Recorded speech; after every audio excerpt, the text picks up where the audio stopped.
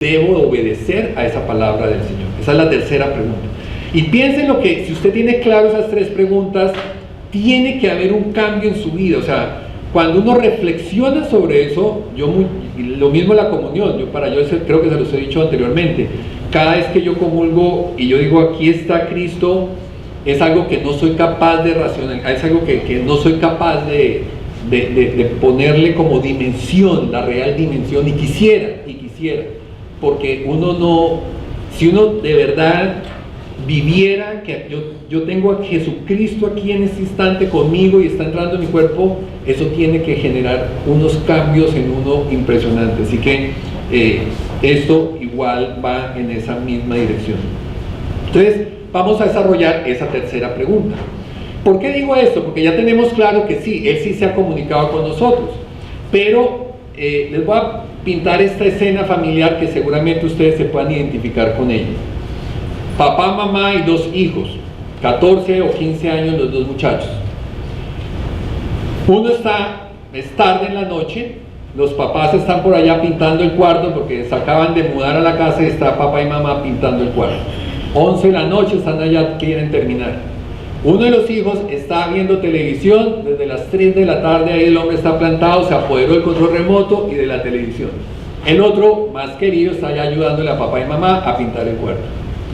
Cuando los papás se dan cuenta que son las 11 de la noche y el muchacho no se ha parado de ver televisión desde las 3 de la tarde, le dice a su hijo, vaya y dígale a su hermano que me apaga ya la televisión y se me va a dormir.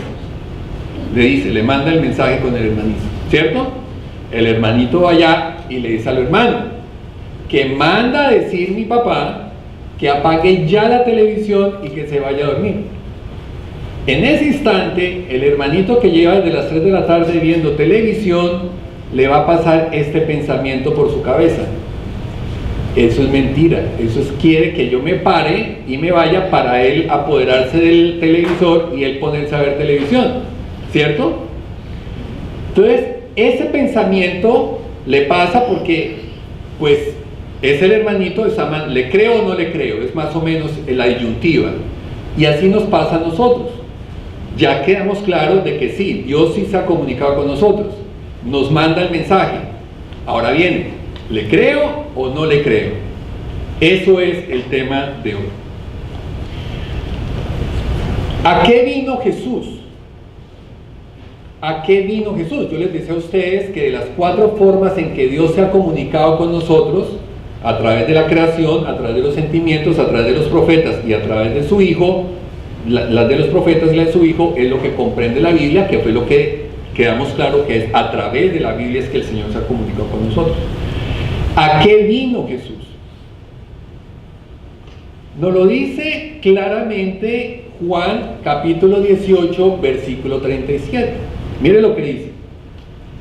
Le preguntó entonces Pilato, ¿así que tú eres rey? Jesús le contestó, tú lo has dicho, soy rey. Yo nací y vine al mundo para decir lo que es la verdad, y todos los que pertenecen a la verdad me escuchan. Entonces, ¿a qué vino Jesús? A decirnos la verdad, a hablar la verdad. Y por eso más adelante él dice, en otro versículo que dice Juan 10, dice, pero yo he venido para que tengan vida y la tengan en abundancias. Pero ¿qué requisito tiene que tener uno para que tengamos vida y vida en abundancia?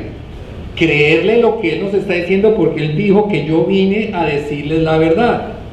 Si yo creo que lo que Él está diciendo es la verdad, pues voy a tener lo que Él me está diciendo. Él me está diciendo, yo he venido para que tengan vida y la tengan en abundancia. ¿Qué tengo que hacer? Pues creerle. Yo recuerdo que una vez, antes de que existieran los GPS, yo estaba aquí, había salido tarde, no recuerdo de dónde, iba camino hacia la casa por la Palmetto, yo vivía en Miami Lakes, y hubo un accidente y esa Palmetto estaba, pero trancazo, no se movía por nada, esto ya era requete tarde, estaba lloviendo, me acuerdo, no se mueve para que tarde, y yo veía por allá en la distancia, helicóptero y todo por allá en la distancia de la cosa. Y en la radio estaban diciendo que había habido un accidente en la Palmetto, que no cogiéramos por ahí, sino que nos desviáramos por las 50, los que iban para tal dirección, se desviaran por las 57 y luego bajaran por las no sé cuál. Dieron todas las indicaciones en la radio. Pero yo, más inteligente que el que me está diciendo, yo digo, no, yo me conozco este barrio mejor que él. Y yo cogí por otro lado. Obviamente yo terminé llegando como a las 2 de la mañana porque yo estaba infartado, todo Miami estaba totalmente infartado. Y luego cuando yo llego a las 2 de la mañana a la casa, yo digo, ¿cómo fui de tonto? Allá arriba hay un helicóptero que lo está viendo todo desde arriba, pero yo creo saber más que el de allá. Él está allá en una situación de vista privilegiada. Me lo están diciendo, no coja por allá, él que lo está viendo allá, pero yo, en mi omnipotencia, en mi sabiduría, en mi gran sapiencia, yo sé más que él, cojo por otro lado y obviamente me fue mal. Y eso es lo que nos pasa a nosotros cuando tenemos que hacer esa disyuntiva de si creer o no creer. Entonces, respecto a la pregunta de si debemos creerle o no a lo que dijo Jesús, ¿qué argumento vamos a tener para poder decir sí, le voy a creer o no? Y para mí el argumento es: Jesús probó con su resurrección que Él era verdaderamente el Hijo de Dios. La resurrección es un tema que nosotros lo tenemos desde chiquitos, desde nuestra catequesis de primaria, de elemental, pero es algo que no hemos profundizado, y cuando uno lo profundiza, la piel se le pone de gallina, porque les voy a mostrar a ustedes en profundidad qué implica la resurrección de Jesús, cómo demostrar esa resurrección de Jesús. Así que Jesús con su resurrección demostró ser el Hijo de Dios, por lo tanto todo lo que Él dijo es verdad. Así que pasemos a eso. Yo este es un tema que algo he dado, aquí también he dado algo sobre eso, y en el libro hay un capítulo completo sobre la resurrección de Jesús, pero hoy se los voy a dar un poco más en profundidad y con una serie de detalles que seguramente pueden ser novedosos para ustedes. Antes de adentrarnos en el tema de la resurrección, veamos cómo era la costumbre de enterrar a los muertos en la época de Jesús. La costumbre era, primero, ellos pensaban que los 3 primeros días, cuando la persona fallecía, durante los 3 primeros días, el espíritu quedaba flotando alrededor del muerto durante 3 días. Ya el 4.º día se iba ya en un viaje. Por eso es cuando llega Jesús a resucitar a Lázaro, Marta le viene y le dice a Jesús: ya Lázaro lleva 4 días de muerto, como diciendo, está más muerto que muerto, o sea, ya ahora sí de verdad está muerto, no hay nada que hacer, ya, porque ahora sí está muerto, más o menos lo que le quiere decir cuando le recuerda que lleva 4 días de muerto. Entonces, esa era la costumbre. Respecto a la muerte de Jesús, al entierro de Jesús y de todo, pues bueno, uno les decía, el entierro en aquella época era algo costoso, por lo menos como nos lo narran los evangelios, como fue la sepultura o el entierro de Jesús. Lo amortajaron, eso no era, era la costumbre, pero no todos tenían el dinero para hacerlo, porque se amortajaba en lino, como fue en el caso de Jesús, y el lino era un material sumamente costoso. Sigue siendo hoy, con mano de obra china importada y todo. Imagínense cómo era hace 2000 años, era sumamente costoso el lino. Segundo, quien lo subsidia todo, pues que fue José de Arimatea, hombre acaudalado, y él tenía en su casa lino, y adicional tenía las especies con que lo untaban para embalsamar el cuerpo, para aceitar el cuerpo, porque eso también, la mirra y todo eso era esencias costosas. Una persona humilde, una persona pobre, una persona de clase media no tenía en su casa guardado el equivalente a 20 o 50 salarios de trabajo ahí en una repisa para cuando se muera mi tía. No, o sea, eso no era los millonarios sí se podían darse ese lujo, la gente pobre y la gente media no. Así que evidentemente primero José de Arimatea no solamente prestó o regaló la tumba, sino que adicional dio todo lo que se necesitaba para poder enterrar a Jesús. La tradición era 25 kilos de la mirra y los aloes que se usaban para embadurnar el cuerpo, eso, porque la costumbre era embadurnarlo, entonces esos aceites perfumados se colocaban en una tumba, no bajo tierra, sino encima de tierra, se cubría y se dejaba descomponer el cuerpo. Cuando el cuerpo ya se había descompuesto, se sacaban los huesos y se metían ya en un osario, que ese sí se enterraba en otra parte. Por eso dice aquí que la tumba de Jesús no había sido usada, porque se usaba por un tiempo y se reciclaba después de que ya se sacaba, de muchos años después, cuando ya se había descompuesto. Entonces, los olores ayudaban a disimular un poco el olor de la descomposición del cuerpo. Pero el que hayan amortajado a Jesús a la carrera, sin embargo, con todos los de más o menos con toda la aldea, con incienso, aloes y la mortaja, era una clara indicación que ellos no estaban contando con que el hombre iba a resucitar 3 días después, porque si no, no se ponen en el trabajo de amortajarlo, de enterrarlo y de todo el cuento, ¿cierto? O sea, era claro que ellos no contaban, porque si ustedes se ponen a pensar, por más de que él lo había dicho que él iba a resucitar, eso no se entiende. Eso lo entendemos nosotros hoy, después de 2000 años. Los mismos discípulos en Emaús lo vieron y no lo creían. Así que eso no era un tema, por más de que ellos les hubieran dicho, no lo asuman de gratis, no lo asuman como que, pues él dijo que iba a resucitar, pues obvio. No, eso no se entendía. Lo sabían, pero eso no se entendía. Así que claramente ellos no esperaban que él fuera a resucitar. Era una tumba grande, nos cuentan los evangelios que Juan y Pedro entran a la tumba, o sea, no tenían que entrar así en cuclillas ni nada, o sea, asumimos que era una tumba grande. La tumba de Jesús va acompañada, la resurrección de Jesús va acompañada con la tumba vacía. La tumba vacía es un elemento, si lo podemos decir incluso forénsico, muy importante, porque que hubiese estado la tumba vacía, pero no hubiesen habido la tumba vacía, pero no hubiesen habido apariciones de Jesús, pues estaríamos claramente ante el saqueo de tumbas que existía en esa época. Existe todavía hoy en día, todavía hay gente que sigue saqueando tumbas. En esa época también lo era. Así que si la tumba se encontrase, la hubieran encontrado vacía, pero nadie hubiera visto a Jesús después vivo, pues estamos ante que el cadáver desapareció y muy seguramente hubiera sido profanación de tumba, que sea dicho de paso, era un delito contra el emperador, no era un delito religioso, era un delito contra el emperador. Así que eso ya era palabras mayores. La tumba que no estuviese vacía y si hubiesen habido apariciones, es decir, Jesús se aparece a los discípulos, a todo, pero el cadáver de Jesús hubiese seguido en la tumba, estaríamos entonces hablando de un fantasma, que dicho sea de paso, bíblicamente existen, porque en 2 o 3 ocasiones Jesús, cuando está caminando sobre el agua, nos dice la Biblia que los discípulos se asustaron pensando que habían visto o sea que existen los fantasmas. No como mi hermana, yo tengo una hermana que para ella todo lo que se mueve es un fantasma. Yo no creo así, pero bueno. Entonces, si hubiese estado el cuerpo ahí en la tumba y Jesús se hubiese aparecido, estaríamos ante un fantasma. Pero eso, el mismo Jesús se encargó de dejar claro que él no era un fantasma. En varias de las apariciones, él pide comer. Oiga, tienen comida por ahí, tenía hambre y se siente, come. Los fantasmas no comen. Así que él quiere dejar claro, yo no soy un fantasma. De hecho, sentémonos a comer porque tengo hambre. Así que él quiere dejar claro que él es un ser humano, nuevamente como lo conocieron y como compartí, porque pide comida.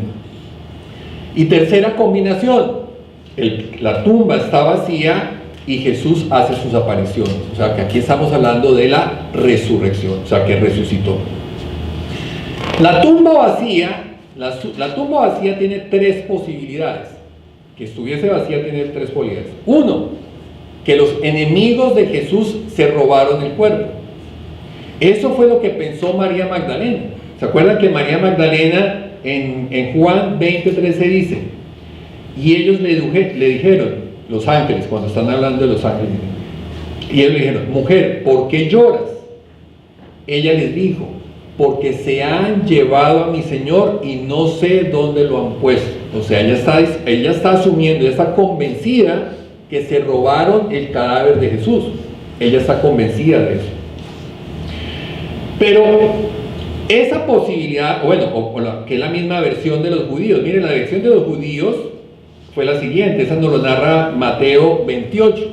Dice: mientras iban las mujeres, algunos de los soldados de la guardia llegaron a la ciudad y contaron a los jefes de los sacerdotes todo lo que había pasado. Estos jefes fueron a hablar con los ancianos para ponerse de acuerdo con ellos, y dieron mucho dinero a los soldados, a quienes les advirtieron: ustedes digan que durante la noche, mientras ustedes dormían, los discípulos de Jesús vinieron y robaron el cuerpo.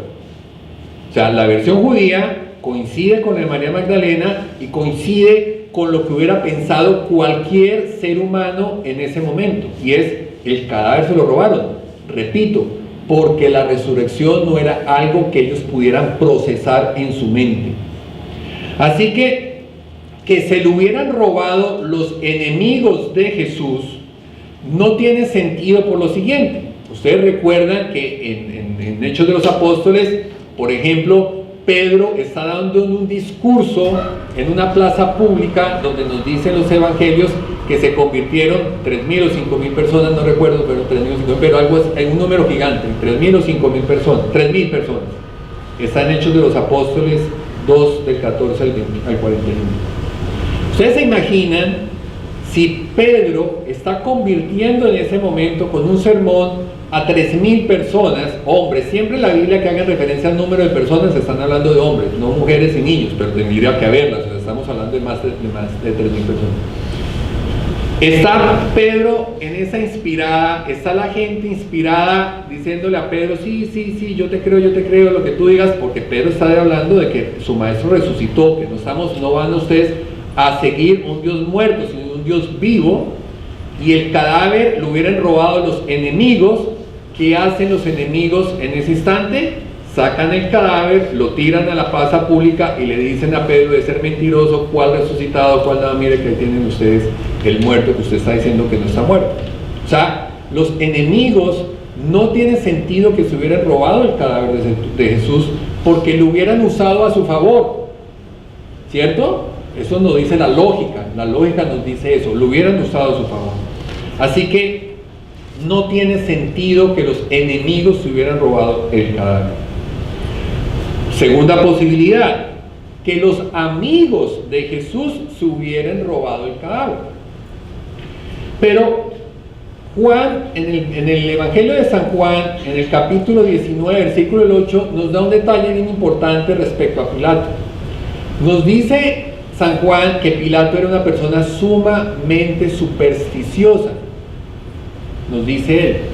Y recuerden que su esposa le advirtió que no se metiera con Jesús porque ella tenía miedo, porque había muchas cosas raras de Jesús, y Pilato, que era sumamente supersticioso. Sin embargo, Pilato se deja llevar por la multitud y cumple lo que todos ustedes saben que pasó. Siendo Pilato supersticioso, como nos lo dice San Juan, ustedes se imaginan qué sintió Pilato cuando muere Jesús y se desata el terremoto que nos dicen los evangelios que pasó.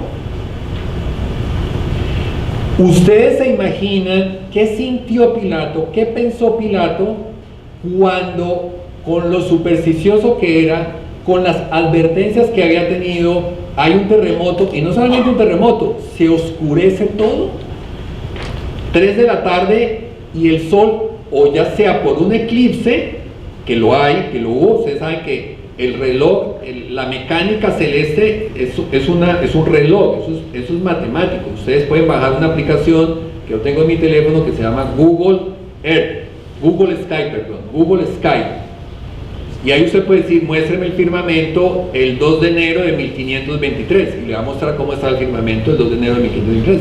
¿Por qué? Porque los planetas se mueven como un reloj, matemáticamente se mueven. Entonces sabemos hoy en día que efectivamente en la época en que se sabe que Jesús muere, hubo un eclipse total del sol. Y también hubo el terremoto, está comprobado ya geológicamente. Quien quiera conocer más de eso puede consultar una revista que se llama Geology Review en el volumen 54, publicado en el 2012, donde se ve claramente, los geólogos han encontrado que en toda la región de Galilea hubo un terremoto muy grande en la época en que se sabe que Jesús muere.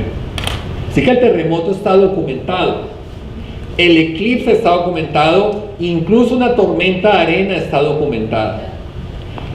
Entonces vuelvo a mi punto, usted es Pilato, usted es supersticioso a morir, está advertido, al morir ese señor que le habían advertido, se le oscurece el cielo, y adicional un terremoto.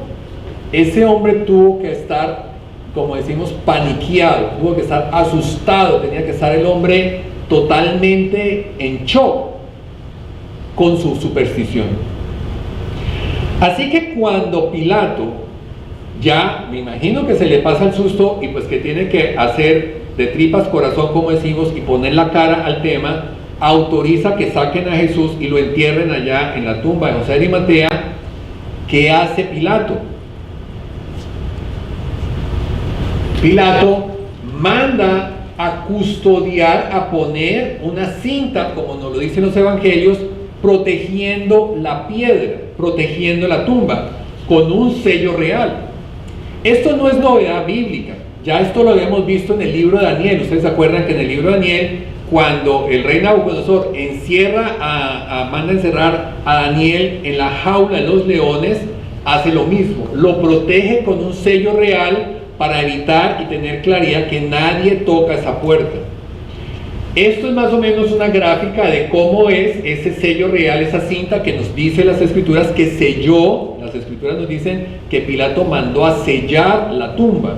Cuando oigan eso, uno siempre se imaginaba, seguramente la mayoría de ustedes se imaginó, sellar quiere decir pues poner la piedra y que no salga nadie.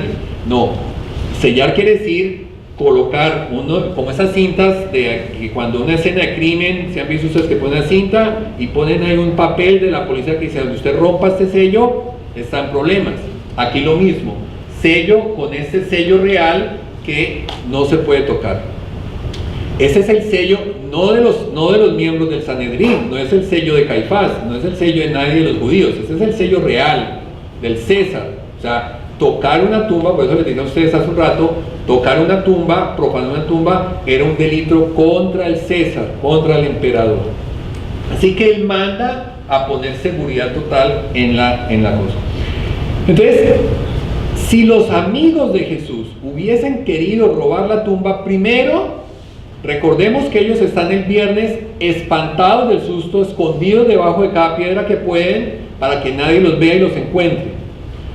¿De dónde ahora van a sacar 2 días después fuerzas, valentía para ir otra vez, salir del escondite, ir allá a Jerusalén, profanar la tumba, o sea, romper el sello real, romperlo, mover la piedra para sacar a Jesús? No tiene sentido eso. Segundo, o sea, otro argumento, si ellos le hubieran robado el cadáver de Jesús, ¿dónde estaría ese cadáver? ¿Qué hubieran hecho con ese cadáver? Muchísima gente buscaba a Jesús tocarle la punta de la túnica, para buscar una sanación, un interés. Sí, acuérdense que a Jesús lo buscaban era por interés. ¿Qué me va a dar? ¿Qué me va a sanar? ¿Qué me va a arreglar? ¿Qué problemita me va a solucionar? Pero lo buscaban por alguna razón. Así que, ¿qué hubieran hecho ellos con ese cadáver? Sería eso es un secreto que no se puede ocultar, no se puede conocer. Jesús tenía muchísimos seguidores,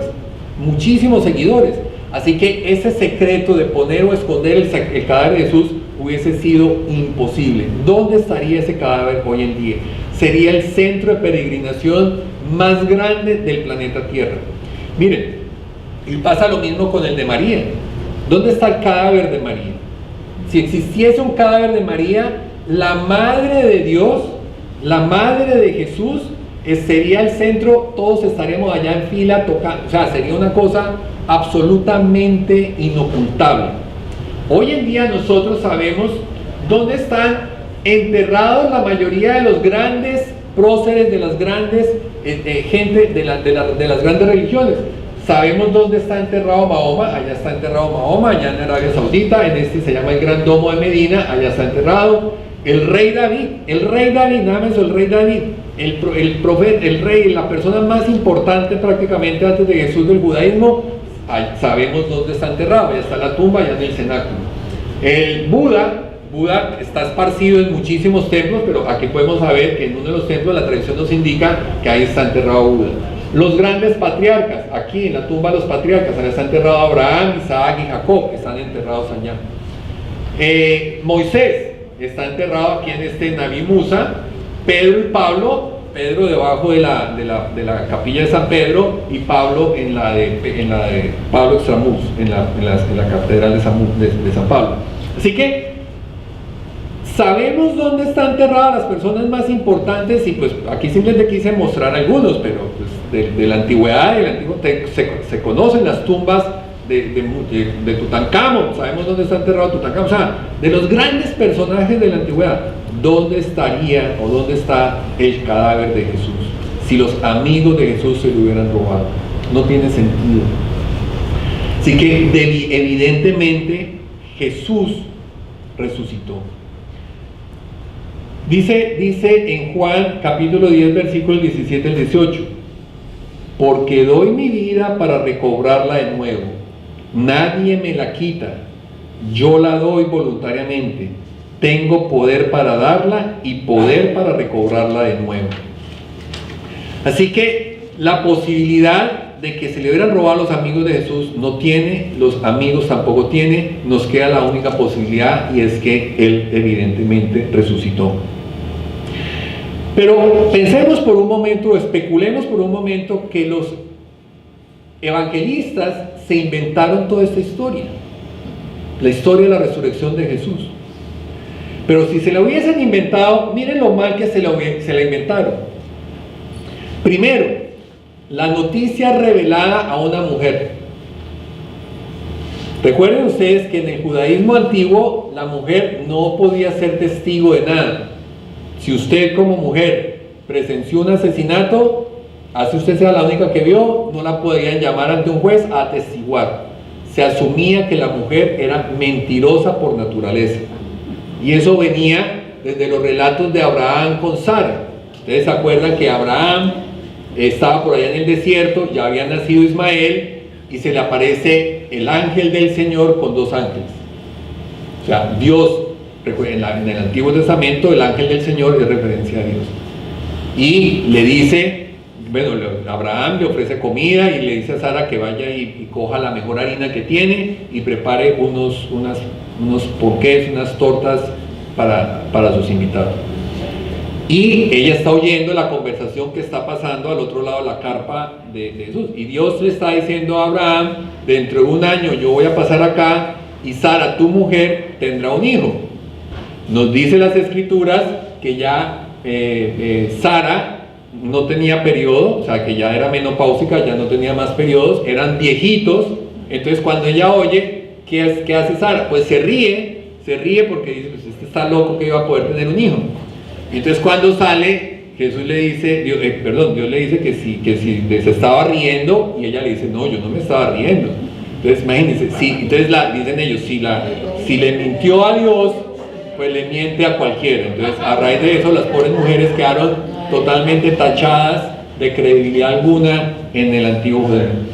Pero eso fue lo que los evangelistas narraron. Los evangelistas narraron que la noticia la da una mujer, muy a su pesar, pero así pasó, así lo pusieron, así lo consignaron. Y no cualquier mujer, nada menos que María Magdalena, de la cual Jesús le había expulsado 7 demonios. Así que era una joyita María Magdalena, era una joyita. 7 demonios le expulsaron.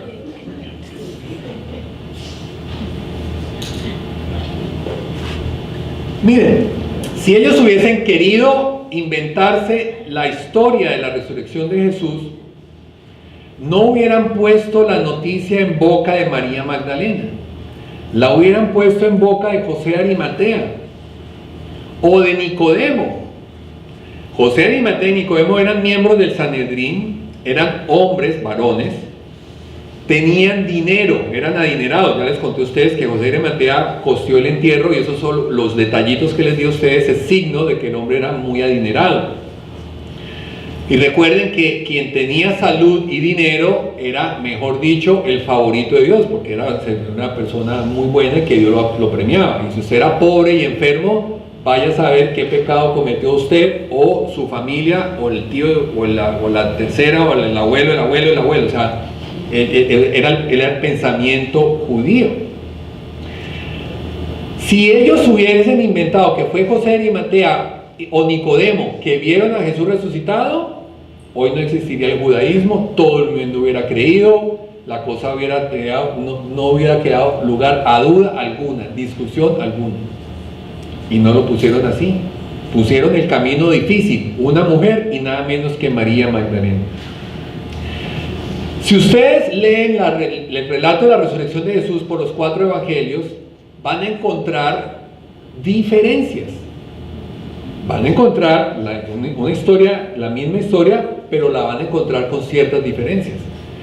¿Ustedes creen que si hoy en día en el juicio de O.J. Simpson, bueno, cualquier juicio, cualquier de esos importantes, traen a 20 testigos y los 20 testigos declaran exactamente lo mismo? No se equivocan, no omiten, todos lo mismo. ¿Qué creen, que el juez va a aceptar esos testimonios? No los va a aceptar, porque así ustedes se pusieron de acuerdo. Usted no me está contando lo que usted me está contando lo que se pusieron de acuerdo. Así son los evangelios de la narración de Jesús.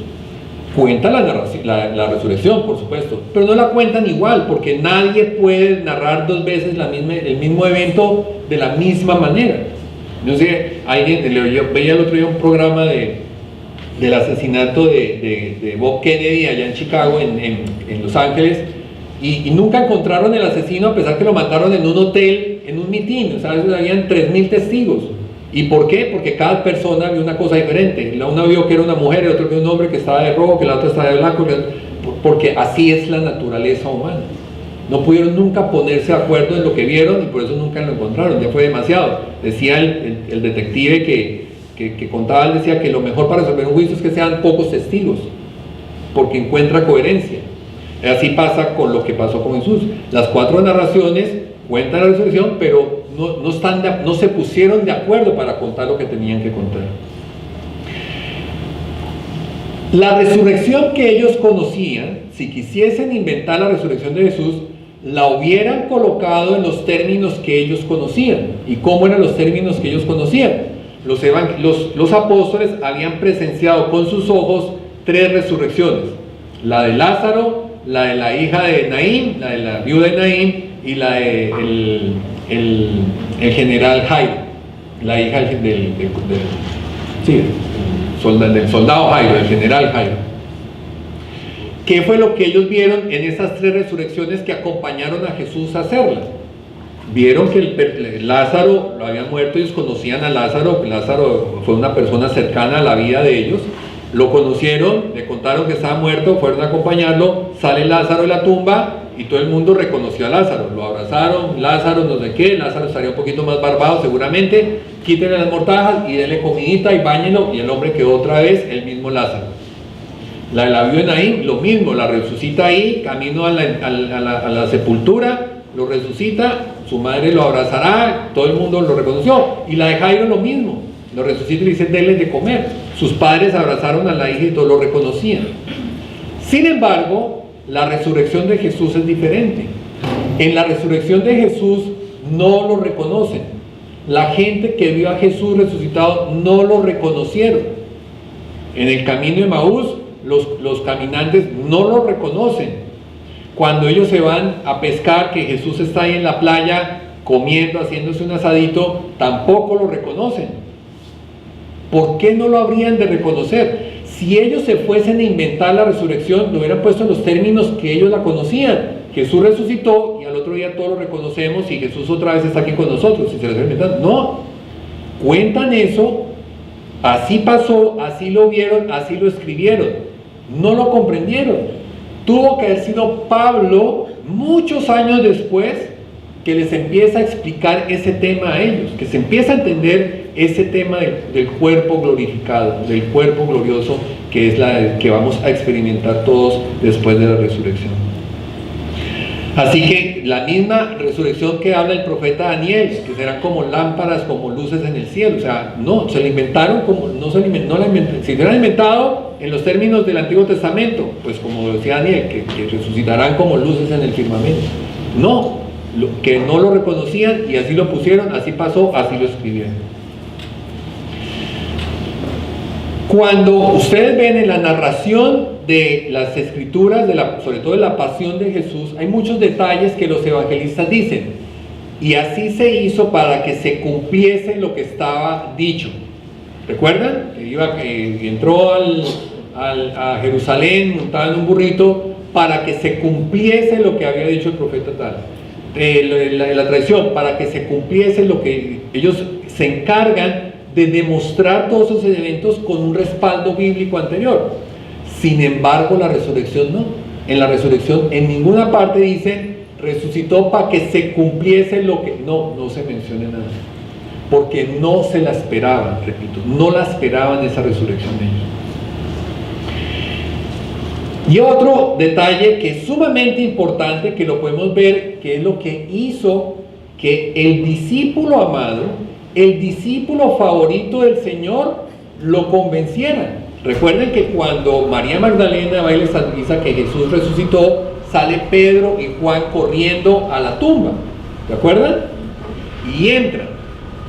Y nos dice el Evangelio de San Juan que Juan entró y vio las mortajas ordenadas como habían sido puestas. Y creyó. Miren qué detalle tan importante. ¿Qué fue lo que vio Juan? Lo que vio Juan fue las mortajas como las habían puesto, o sea, como habían sido puestas y el cadáver desinflado.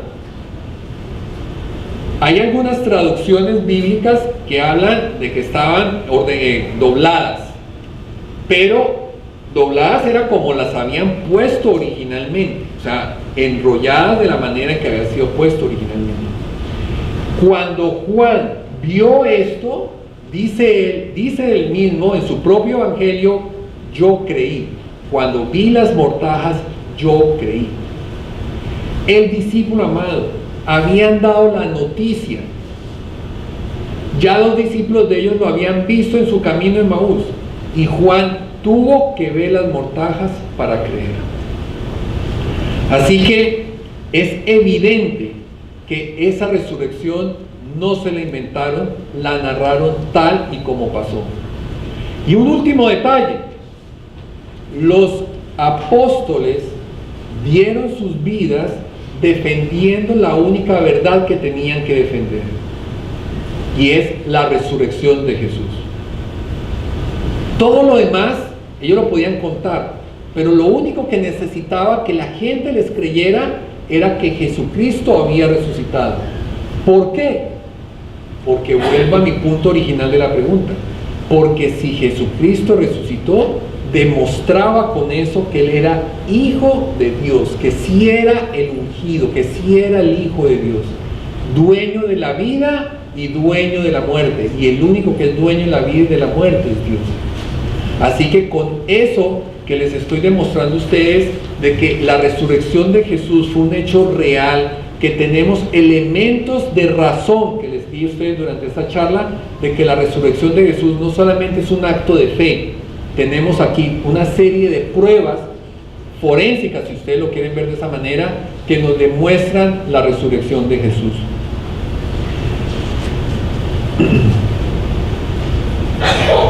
Les decía a ustedes, cuando les resolví la segunda pregunta, la Biblia tiene más de 2.500 profecías, de las cuales se han cumplido más del 95% de ellas, no solamente las de Jesús, las del profeta Daniel. Y ustedes miran todo lo que le profetizó Daniel a Nabucodonosor, cómo iba a morir, cómo iba a vivir, Alejandro Magno, las profecías que se hacen de Alejandro Magno, las grandes conquistas, las grandes derrotas, con reyes, con nombres, con lugares, con fechas, profecías que se fueron cumpliendo. Si la Biblia nos revela más de 2.500 profecías, de las cuales se han cumplido más del 95%, ¿por qué no esperar que ese otro 5% que falta por cumplirse no se vayan a cumplir? Entre esas las profecías, las promesas que nos hizo Jesús de Él para con nosotros. ¿Por qué no esperar? ¿Por qué no tener esa confianza que eso sí se va a cumplir? En el libro de Proverbios hay una frase que me encanta que dice: hay caminos que parecen derechos, pero al final de ellos está la muerte. Tenemos que oír una sola voz, y es la voz de Jesús. La voz de Jesús, que Él nos habla y que Él demostró que lo que Él dice, que es la verdad, porque para eso Él vino a decir la verdad, es verdad, porque como les decía a ustedes en el ejemplo del hermanito que fue a decirle a su hermano, sí va mandado por el Padre, y él está desobedeciendo. Si opta por no pararse, está desobedeciendo. Hay un apologeta que a mí me encanta, yo no sé si alguien lo conozca, John Lennon, no John Lennon, el cantante de los Beatles, John Lennon. ¿Alguien ha leído algún libro de él? Bueno, les puedo decir que si les vuelven a preguntar a ustedes que si alguien ha leído un libro de él, ya pueden contestar que sí, porque mucho del material que yo saco es de él. John Lennon es un físico, matemático, él es el graduado de la Universidad de Cambridge, ya es una persona de 80 años y es muy conocido en el mundo de la apologética. Yo trato en los temas apologéticos. Él no es católico, él es anglicano, pero es un gran defensor de la fe cristiana, un gran defensor de la fe cristiana desde un punto de vista apologético. Tiene muchos libros, Disparando a Dios, el principio según el Génesis y la ciencia, Razones para creer. Bueno, es un gran apologética, tiene un canal de YouTube extraordinario y sobre él ustedes pueden ver de todo. Pero miren, ¿por qué lo cito a él? Primero porque él es un gran defensor de nuestra fe cristiana, estudiante de la Universidad de Cambridge. Entró en el año 1962 a la Universidad de Cambridge a estudiar física y matemáticas, y cuando entró, esa universidad tiene por costumbre que los profesores les hacen una comida a los estudiantes que van a comenzar su carrera. Entonces John Lennon cuenta que él tuvo su comida y se sentó al lado del profesor de física que había sido el ganador del premio Nobel de Física 2 años antes, o sea, en 1960.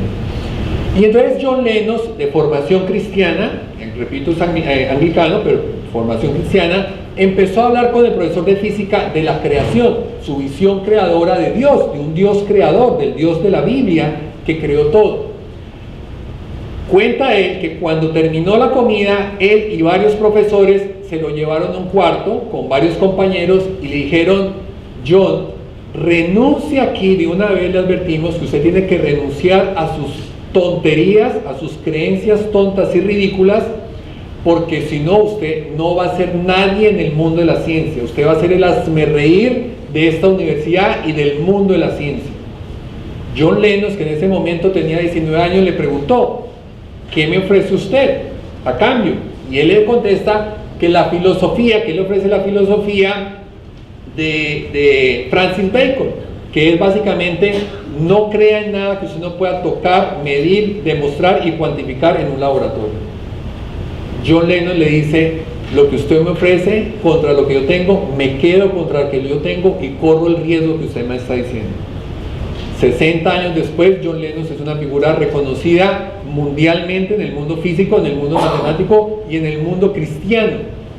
Los grandes debates públicos que se han hecho contra Richard Dawkins, contra Freddie Mercury, con los grandes ateos académicos hoy en día en el mundo, John Lennon ha sido uno de los que se ha enfrentado con él, ciencia contra ciencia, conocimiento racional contra conocimiento racional.